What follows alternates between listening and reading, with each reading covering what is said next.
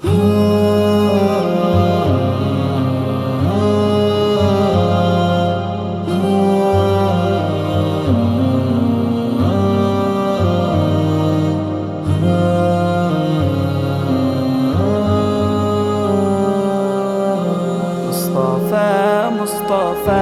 منبع للصفا سيد الأنبياء مشعل في الوفا.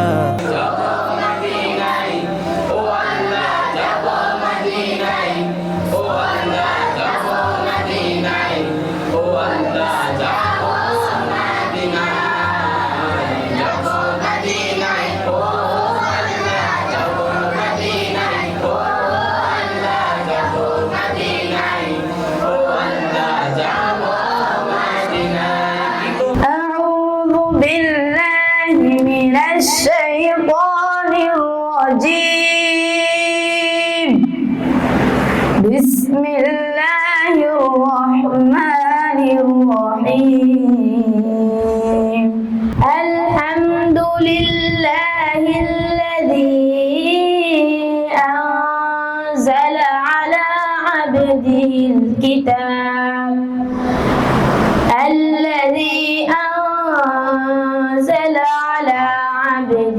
الكتاب ولم يجعل له عوجا. যাবো মদিনায় ও আল্লাহ, যাবো মদিনায় ও আল্লাহ, যাবো মদিনায় ও আল্লাহ, যাবো মদিনায়। আমার মন যেতে চাই সোনার মদিনায়, ও আমার মন যেতে চাই সোনার মদিনায়। জিয়ারতে পাগল হব প্রিয় নবীর রওজায়। যাবো মদিনায় ও আল্লাহ, যাবো মদিনায় ও আল্লাহ, যাবো মদিনায় ও আল্লাহ, যাবো মদিনায়।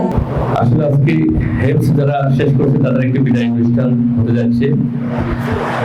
তো এই সুন্দর বিদায় অনুষ্ঠান আমরা আগামীতে আমাদের যে পরিকল্পনা, ইনশাআল্লাহ আমরা একটু বড় বৃহত্তর পরিসরে এবং ভালো একটি হল আমরা এই প্রোগ্রামটা করব।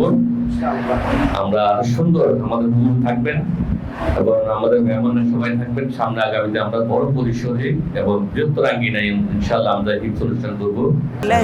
ليس أرجو سوى شربة من يديك الصلاة عليك والسلام عليك।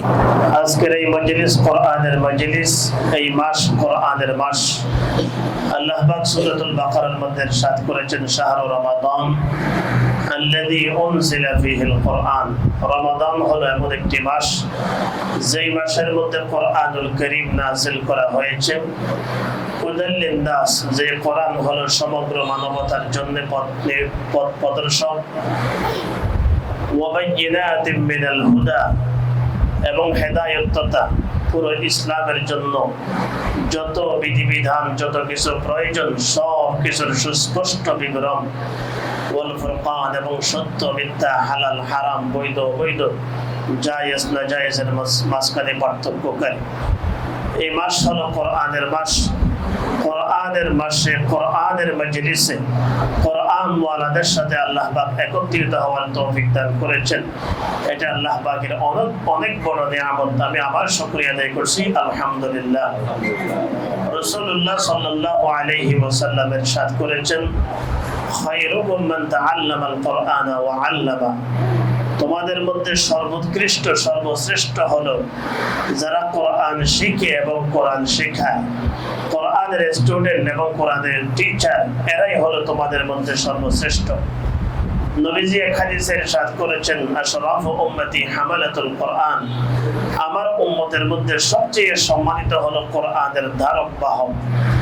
রাসূলুল্লাহ সাল্লাল্লাহু আলাইহি ওয়াসাল্লাম আরেক হাদিসে ইরশাদ করেছেন, ইন্না মিন ইজলালিল্লাহি তাআলা ইকরামু যিশ-শাইবাতিল মুসলিম। তিন প্রকার মানুষকে সম্মান করা মানে স্বয়ং আল্লাহকে সম্মান করা। তার মধ্যে এক নাম্বার হলো সাদা দাড়িওয়ালা, সাদা পশম বিশিষ্ট মুমিন মুসলমানকে সম্মান করা মানে আল্লাহকে সম্মান করা। দুই নাম্বার হলো ওয়াহামিলুল কোরআন, গায়রিল গালি ফিহি ওয়ালাল জাফি আনহু। কোরআনের দ্বারক বাহক যেই ব্যক্তি কোরআন নিয়ে বাড়াবাড়ি করে না, কোরআনের মধ্যে আল্লাহ পাক যেইভাবে বলেছেন সেইভাবে নিজের জীবনকে কোরআন দ্বারা সজ্জিত করে এবং কোরআনের আলেম হাফেজকে সম্মানিত করা মানে হলো স্বয়ং আল্লাহকে সম্মানিত করা। 3 নম্বর হলো ইকরামুল মুকসিত এবং ন্যায় ইনসাফকারী যারা বিচারক, যারা বাদশা, এদেরকে সম্মান করা মানে হলো স্বয়ং আল্লাহকে সম্মান করা। কোরআনের হাফেজকে সম্মান করা মানে হলো স্বয়ং আল্লাহকে সম্মান করা। রাসূলুল্লাহ সাল্লাল্লাহু আলাইহি ওয়াসাল্লাম একদিন সাহাবায়ে কেরামদেরকে বললেন, হে আমার সাহাবীরা, তোমরা কি জানো আল্লাহ পাকের ভিআইপি, আল্লাহ পাকের সবচেয়ে নিকটতম, আল্লাহ পাক রব্বুল আলামিনের একেবারে কাছের মানুষ কারা তোমরা কি জানো? সাহাবায়ে কেরাম বললেন, আল্লাহু ওয়া রাসূলুহু আ'লাম, আল্লাহ এবং তার রাসূলের সবচেয়ে ভালো জানেন। তখন নবী ইরশাদ করেছেন, আহলুল কোরআন হুম আহলুল্লাহি ওয়া খাসাতুহু, যারা কোরআন ওয়ালা, যারা কোরআনের আলেম হাফেজ, এরা হচ্ছে আহলুল্লাহ, এরা আল্লাহ ওয়ালা, এবং ওয়া খাসাতুহু, তারা হচ্ছে আল্লাহর সবচেয়ে নিকটের মানুষ। যারা দুনিয়ার মধ্যে হাফেজে কোরআন হয় এবং কোরআনের আহকাম বিধিবিধান মতে যারা আমল করে, এদের মা বাপ, এই যে আম্মা আব্বা কষ্ট করে এদের সন্তানকে ভালো হাফেজ বানাইলো, তাদের ব্যাপারে আল্লাহ রাসূল ইরশাদ করেছেন, মান ক্বারাআল কোরআন ওয়া আমিলা বিমা ফীহি উলবিসা ওয়ালিদাহু তাজান ইয়াউমাল কিয়ামা। যে ব্যক্তি দুনিয়ার মধ্যে কোরআন পড়লো, শিখলো, মুখস্থ করলো, সেই মতো আমল করলো, উলবিসা ওয়ালিদাহু তাজান ইয়াউমাল কিয়ামা, কিয়ামতের ময়দানে সেই হাফেজের মা বাবাকে আল্লাহর পক্ষ থেকে সম্মানের একটি তাজ পরানো হবে। যাওয়াহু আহসানু মিন যাওয়িশ শামস লাউ কানাত ফি বুয়ুতিকুমুদ দুনিয়া, দুনিয়ার মধ্যে যে সূর্য আছে তামাম পৃথিবীকে আলোকিত করতেছে, এই সূর্যকে যদি একটা ঘরের মধ্যে আবদ্ধ করে রাখা হয়, যতই না আলোকিত হবে তার চেয়ে কোটি গুণ বেশি আলোকিত হবে ওই হাফেজ আলেমের মা বাবাকে সম্মানের যে তাজ পরানো হবে, সেই তাজের আলো। সুবহানাল্লাহ। এরপরে নবী ইরশাদ করেছেন, হাফেজের মা এবং বাবার যদি এত সম্মান হয়, ফামা যান্নুকুম বিল্লাযী আমিলা বিহাযা, তাহলে হাফেজের কতই সম্মান হবে সেটা তোমরাই চিন্তা করতে পারো। অতএব আজকে যারা এখানে হেফজ করতেছেন সব মাসুম, নিষ্পাপ, বেগুনাহ এবং তারা কোরআন মুখস্থ করতেছেন, কতই না তারা দামি এই রমজান মাসে, এবং যারা তাদেরকে মহব্বত করে ভালোবাসে তারাও কতই না দামি। অতএব আমি আজকে যারা এসেছেন, আমাদের প্রত্যেকটা মুহূর্ত ইনশাআল্লাহ ইবাদত হিসেবে গণ্য হবে। আমরা দোয়া করি আল্লাহ পাক যেন আমাদের প্রতিটি মুহূর্তকে ইবাদত হিসেবে কবুল করেন। আল্লাহ পাক যেন এই মাদ্রাসাকে দিন দিন উন্নতি এবং তারাক্কি নসিব করেন। আমাদের অত্যন্ত মুহতারাম ব্যক্তি, মহব্বতের মানুষ, এই মাদ্রাসার প্রতিষ্ঠাতা পরিচালক হাফেজ মোহাম্মদ বেলাল সাহেব, উনি অনেক কষ্ট করে এই মাদ্রাসার জন্য, এই মাদ্রাসা আজকে এই পর্যন্ত নিয়ে আসার জন্য ওনার অনেক মেহনত রয়েছে, অবদান রয়েছে। আল্লাহ পাক যেন ওনার প্রতিটি মেহনতকে ইখলাসের সহিত কবুল করেন।